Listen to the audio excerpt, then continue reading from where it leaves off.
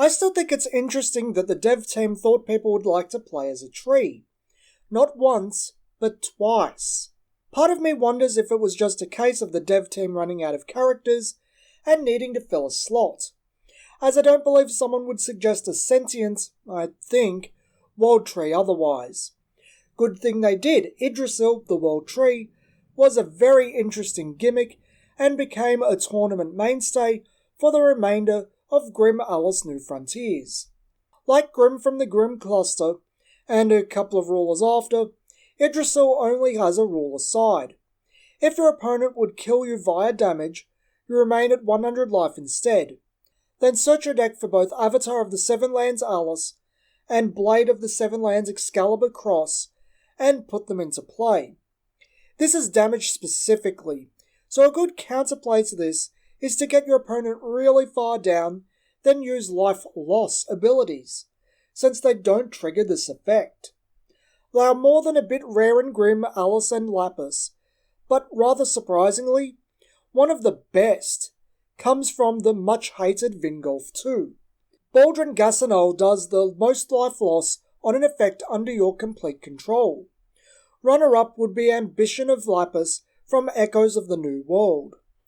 Normally, I wouldn't talk about countering a card or playing around it, but Yggdrasil is a more unique case due to needing specific wording to get past its effect, and rest assured, you don't want to let this triggered effect get set off.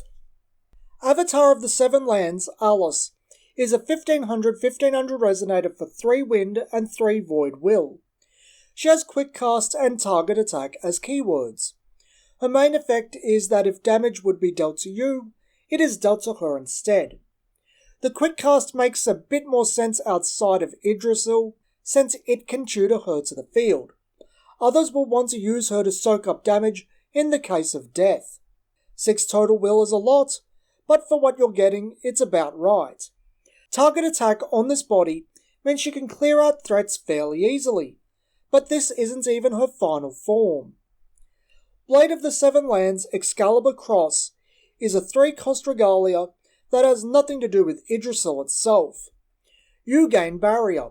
Your J-Ruler and resonators named Avatar of the Seven Lands Alice gain +400/+400, and your opponent must pay 2 to target them. Otherwise the effect or spell is cancelled.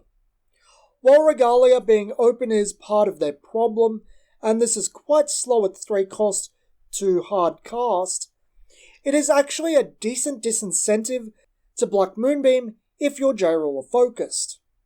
A +400/+400 buff and increases the cost of Black Moonbeam by 2 for each one.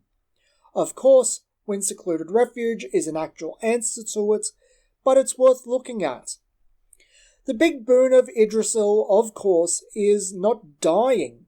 Tutoring both Alice and Excalibur Cross, Alice soaking up to 1900 damage a turn, you having Barrier, and your opponent having to pay 2 extra to target her with an effect or spell, which raises most kill spells and combos that kill a resonator into unaffordable territory.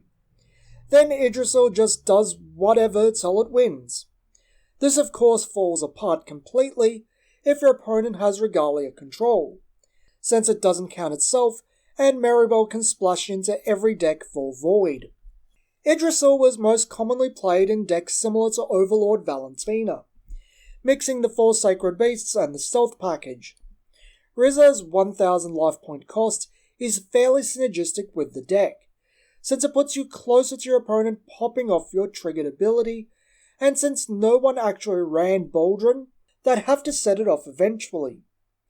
4 Sacred Beasts were mostly run because the deck included quite a bit of ramp in the form of Blessing of Yggdrasil, stones to produce all attributes, and Huang Long, leader of the 4 Sacred Beasts, can summon 4 Sacred Beasts from the deck for every attribute used to pay for it, making it an efficient +4. Yggdrasil ended up one of the most prominent rulers by the end of the cluster, seemingly replacing Overlord Valentina and being more dominant. Not the most exciting of cards, but unique and very capable.